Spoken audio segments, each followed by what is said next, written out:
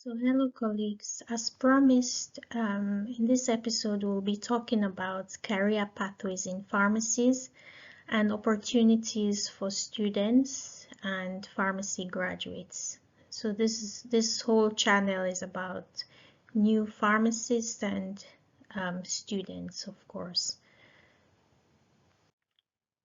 So we'll be talking about the traditional pathways in pharmacy and the advanced and specialized pathways and emerging global opportunities and various global scenarios across the world.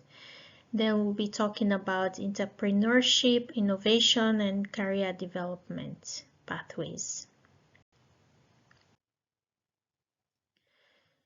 So, pharmacy is a diverse profession, as we know now, beyond dispensing. Today's pharmacists are not limited to working behind the counter. The profession spans between clinical practice, research, policy, technology, public health, entrepreneurship. Pharmacists now are becoming integrated healthcare leaders, contributing to patient safety, drug discovery, and health innovation. It's important that we explore multiple career paths early. Students and new graduates often focus only on community and hospital roles. So by learning about diverse pathways early, you can align your skills, training, and experiences with the area that inspires you most. So exploring options will help you to adapt to global opportunities and stay future ready in the rapidly changing healthcare system. So the traditional pathways in pharmacy involves community pharmacy, which dominates globally, I would say, where you do retail, patient counseling, over-the-counter medication recommendations.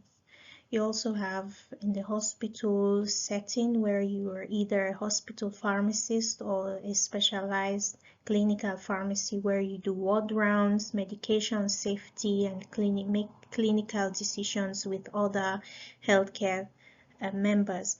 So you also have the industrial level where you do manufacturing, regulatory, pharmacy, quality assurance, and quality control. So for more advanced and specialized pathways, you have like the research and development where you work on discovering and developing new drugs, clinical trials, and formulation design. Then you also, which is suited for those, for pharmacists with strong scientific and analytical skills. Also, like in the Netherlands or Belgium, from what I know, medical affairs also is very important for pharmacists to know, which bridges between science and practice. It provides scientific support to healthcare providers. It involves medical writing, advisory boards, training sales team. So if you were to go into regulatory pharmacy in the industrial pharmacy, you ensure compliance with international and national drug laws. You prepare dossiers for drug approvals, labeling, and safety standards. You also do pharmacovigilance, which is very important for pharmacists to know, where you monitor drug safety after launching of the drug. You detect, you assess, and prevent adverse drug reactions. So if you would like to go into academia and research, so that's more about teaching, where you lecture pharmacy students or training healthcare professionals. So there's a growing demand for clinical and practice-based educators. So for laboratory research, you will be involved in drug discovery, biotechnology, nanomedicine, pharmacogenomics. So there are opportunities of this in universities, research institutes, and pharma companies.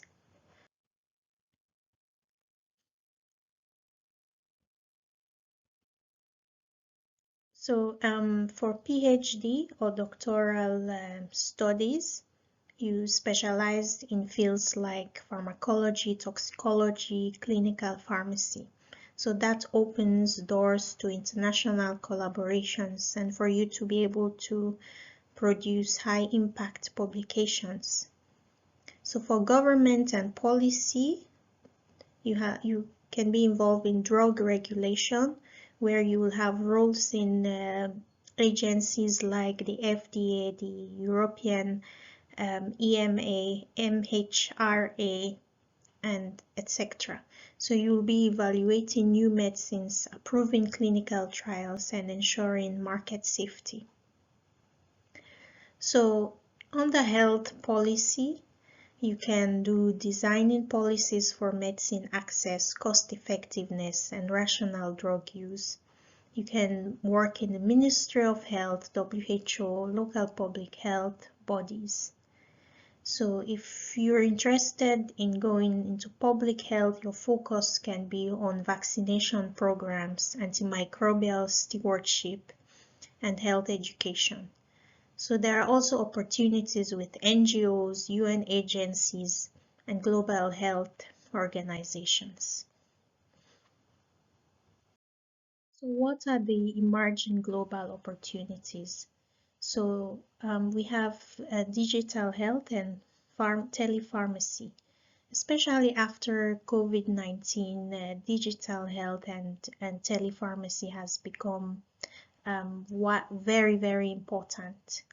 So you can do online consultation and remote monitoring. So here pharmacists can provide medication reviews, counseling, and follow-up virtually. Then they can also expand access to care in rural and underserved areas. For example, telepharmacy services in the US, Australia, and rural parts of Asia are done. For example, in Australia, pharmacists can use video consultations to provide medication reviews for remote indigenous communities. So also mobile apps and digital platforms are used for medication adherence reminders, chronic disease monitoring, example for diseases like hypertension and diabetes. There's also integration with wearable health devices, like the continuous glucose monitoring system and other smart watches, for example. You also have pharmacogenomics and personalized medicine, tailoring therapy based on your genetics. So this is also very, very important, especially in the developing nations, where you use genetic testing to predict drug response and avoid adverse drug reactions. That sounds so interesting. So for example, warfarin and clopidogrel dosing based on genetic profiles. Example in the US, in the Mayo Clinic or the Cleveland Clinic, pharmacists are integrated into genomic medicine team to guide drug choices based on DNA tests.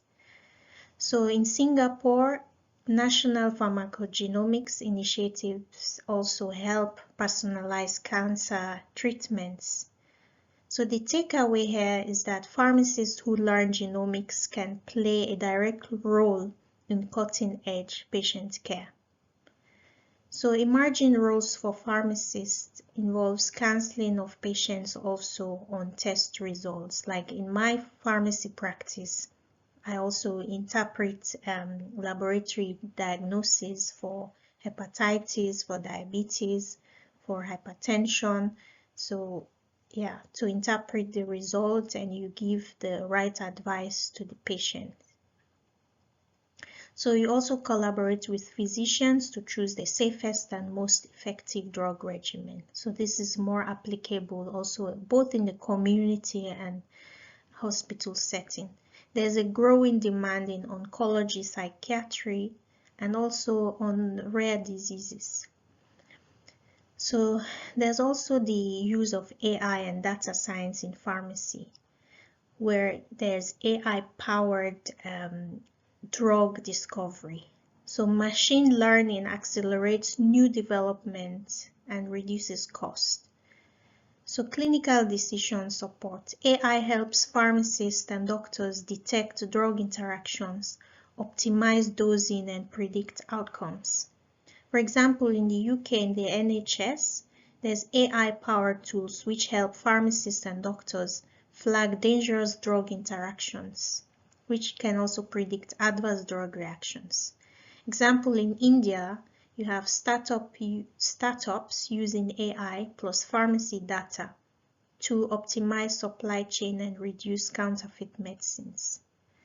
So having also the data science skills is important, where pharmacists trained in health informatics or data analytics can work in pharma companies, hospitals, or startups.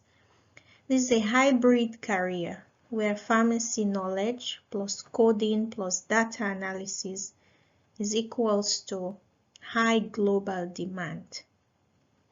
So combining your pharmacy expertise with data science creates a unique future-proof roles. So global health and NGOs, if you're interested in that sector where you work for international organizations like WHO, MSF, UNICEF, or Gavi, you will have roles, essential roles in essential medicine supply, vaccination campaigns, or disease eradication projects. You can also work with the humanitarian and the disaster relief organizations, where pharmacists play a role in managing medicine supply chains during crisis. So just like you have Doctors Without Border, you also have Pharmacists Without Border. That was also interesting to know. So public health programs in this global health sector or NGOs involves also antimicrobial stewardship, TB, HIV care, vaccination drives. That offers both short-term missions and long-term career tracks. Example, for WHO, in the Global Medicine Program, pharmacists can contribute to essential medicine list updates and quality assurance worldwide. So example, in MSF, pharmacists can manage drug procurement and supply in war zones, refugee camps, and disaster hit areas. In Africa, for example, if you work for government in the HIV-TB program, pharmacists are key in distributing antiretroviral drugs and training healthcare workers. So this offers an opportunity to make a direct humanitarian impact. So emerging opportunities demand adaptability, digital skills, interdisciplinary collaboration. So pharmacists who embrace all these areas will be future leaders in healthcare innovation and can make you globally successful globally. So if you're a pharmacist who is interested in starting up a pharmacy, you're interested in entrepreneurship and innovation, then this slide is also for you. So how do you start a pharmacy? Or if you want to do consultancy in an independent community pharmacy environment, this offers opportunities to create patient-centered services beyond dispensing. For example, medication therapy management, which I mentioned I also do in my pharmacy, chronic disease clinic like My pharmacy is known as a diabetes clinic, and also the hub for chronic diseases like hypertension, hepatitis, and my pharmacy was the first to introduce immunization services for various infectious diseases, and it's known as the main hub for immunization against hepatitis B. So in my own practice or in my own real life perspective, I offer pharmacy consultation services also. So if you are interested to become a consultant, you can also offer your expertise to hospitals, to companies, government projects, and it can involve in areas like regulatory compliance, medication safety, and formulary design.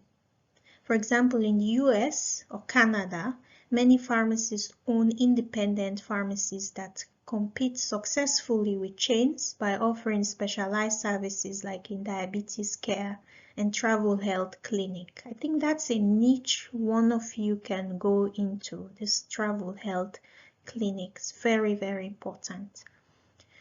For example, in the travel health clinics, you can give advice to those who come to your clinic wanting to know about malaria prevention if they're going to a malaria endemic area, and many other infectious disease prevention advice you can give.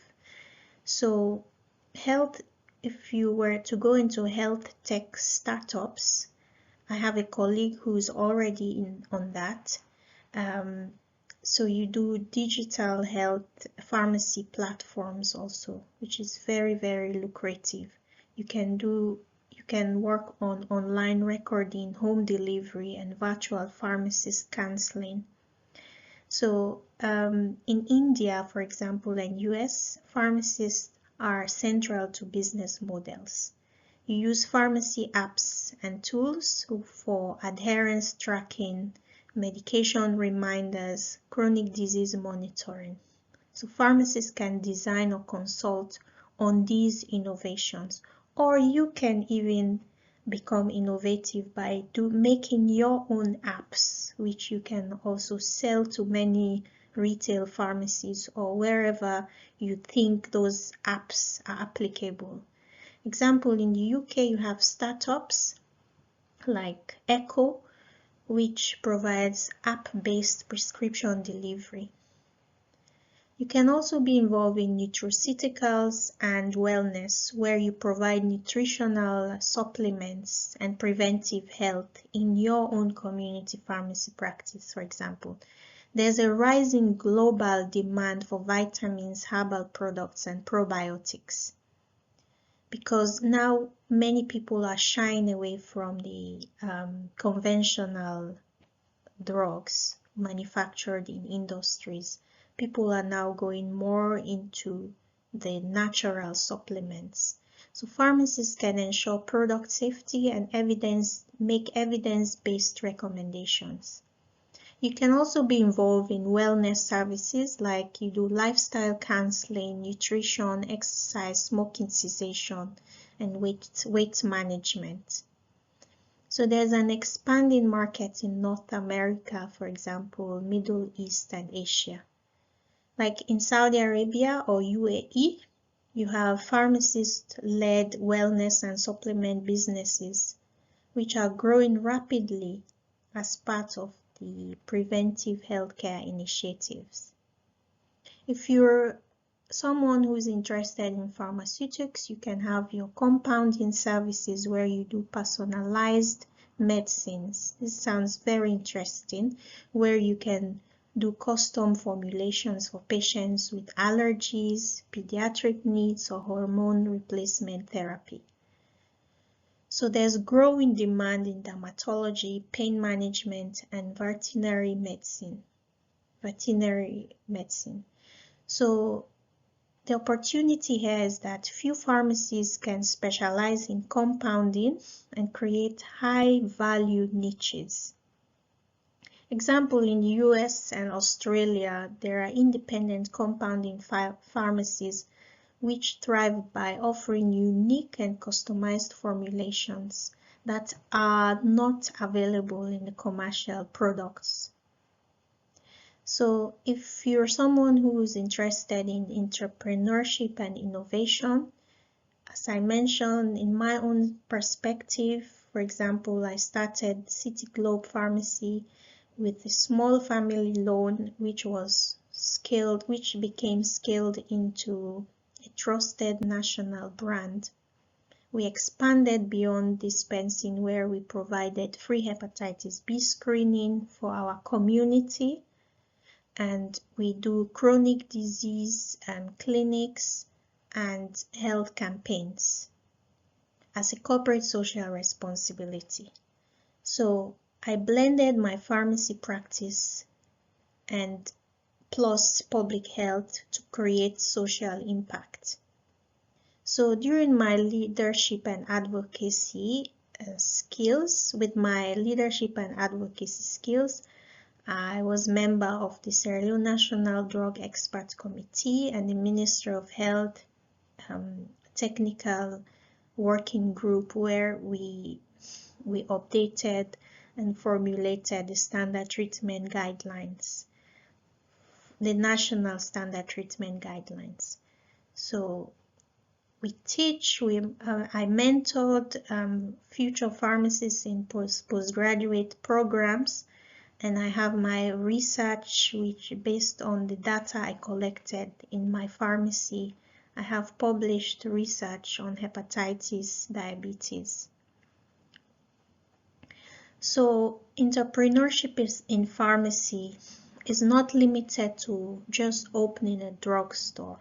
With your creativity, I believe in this new generation with their creativity and their zest for technology. So pharmacists can launch ventures in digital health, wellness, specialized compounding, and consultancy. You can turn your expertise into scalable business.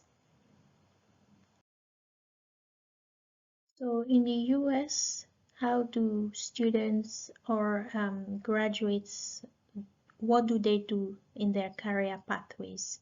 So there's most of them pursue the PharmD program, the Doctor of Pharmacy, and they do residencies or fellowships for specializations, and they do, for their career pathway, they might choose clinical pharmacy, which has expanding roles in hospitals, and pharmacists now have prescribing rights in many states. And this should actually be implemented worldwide. So they can go into doing industry fellowships, where they have strong tradition of pharmacists entering into medical affairs, regulatory, or pharmacovigilance, as we discussed earlier. Still, community pharmacy is a large employer, though they are more shifting now towards the clinical services, immunizations, and medication therapy management. So the emerging trends, as mentioned, is telepharmacy, health tech startups, and pharmacogenomics. So pharmacists are now seen as frontline providers. They were seen and still, especially during the COVID-19, and this has reinforced their clinical value.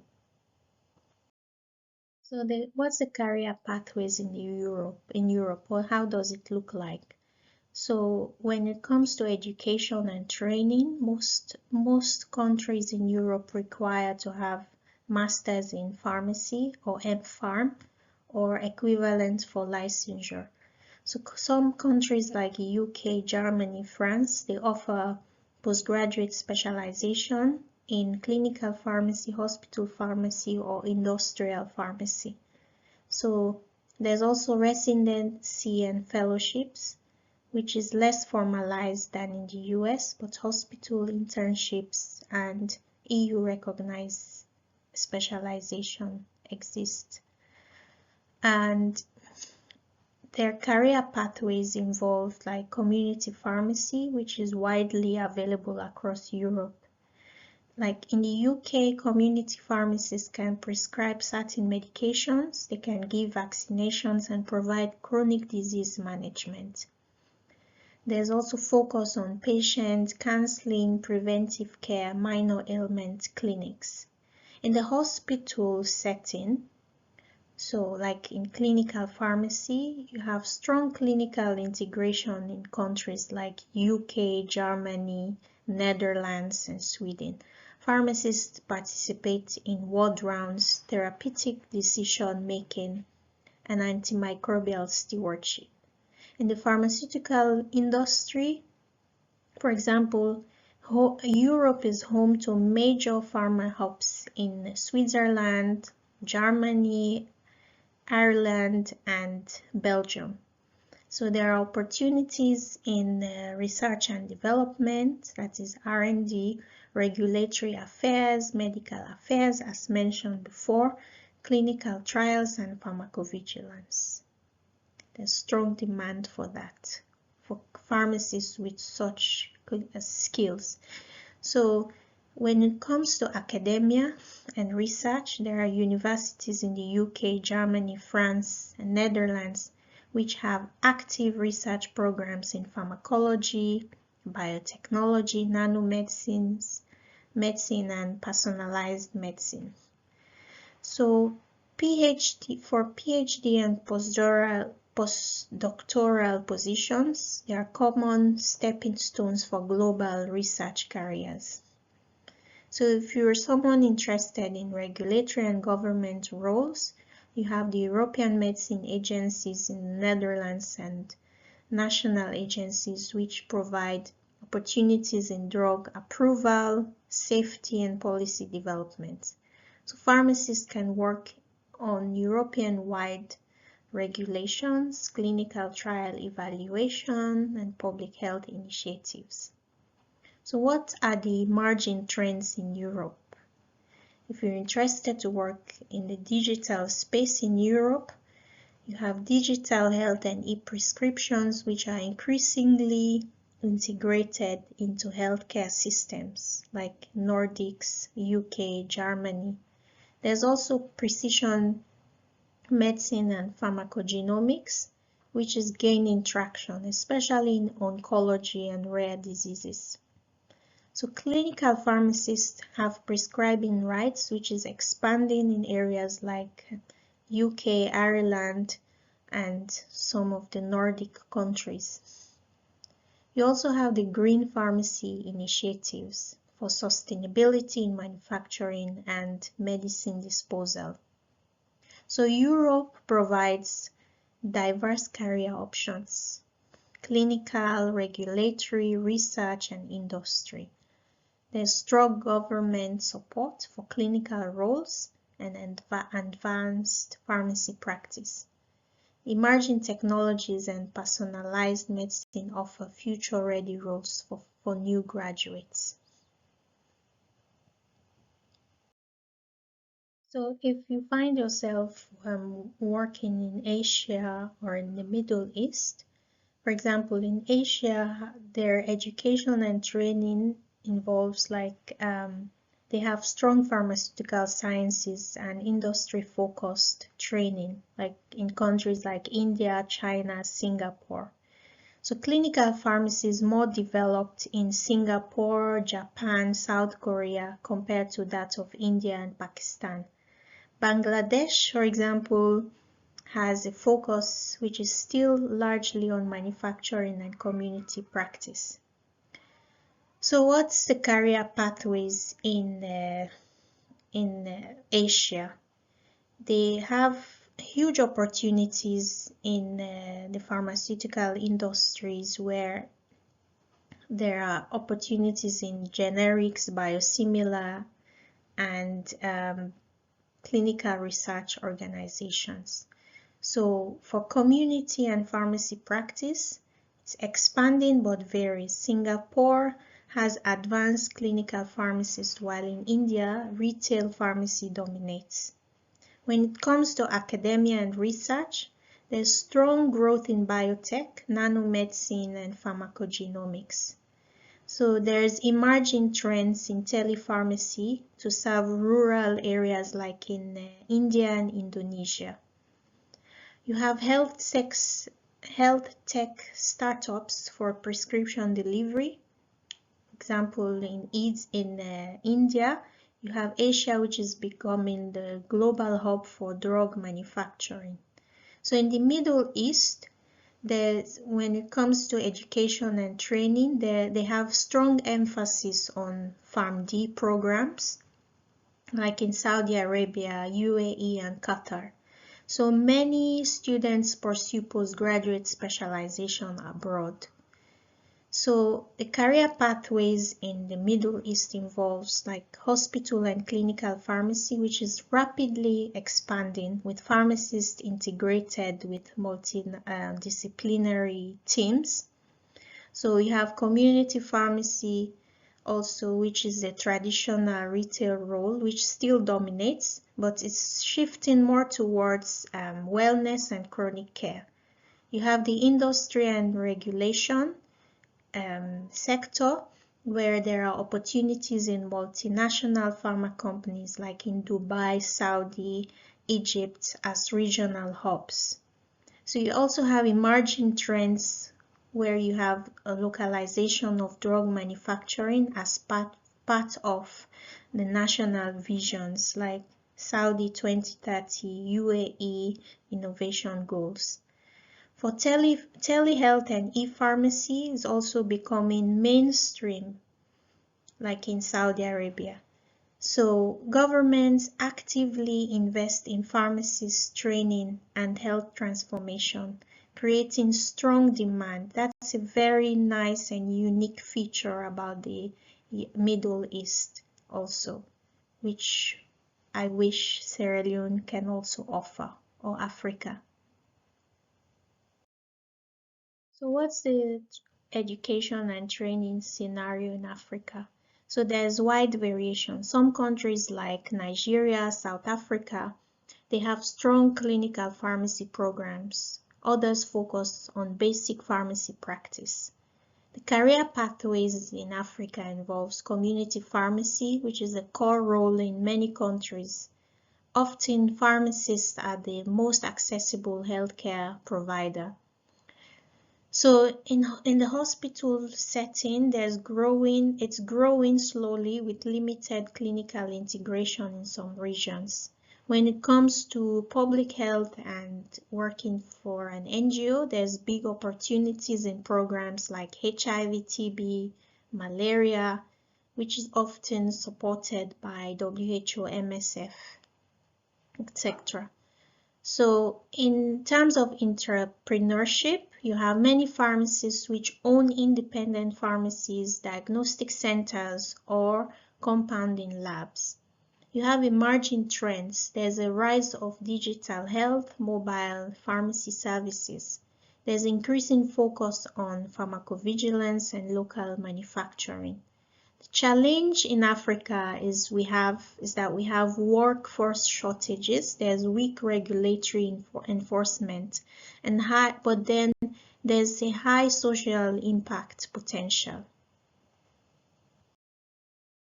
So career development tips involves you doing networking and among professional societies. You can join local and international pharmacy associations like the FIP, the APHA, RPS, African Pharmaceutical Network. You can attend conferences, workshops, and webinars. Many offer student discounts or virtual access. You can build relationship with mentors, professors, and practicing pharmacists. You can build relationships with me.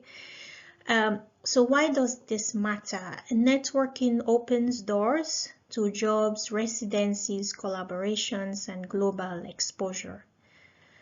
So postgraduate training, you can also join postgraduate training and certifications. You consider doing residencies, fellowships, or postgraduate diplomas to specialize in clinical pharmacy, industry, public health.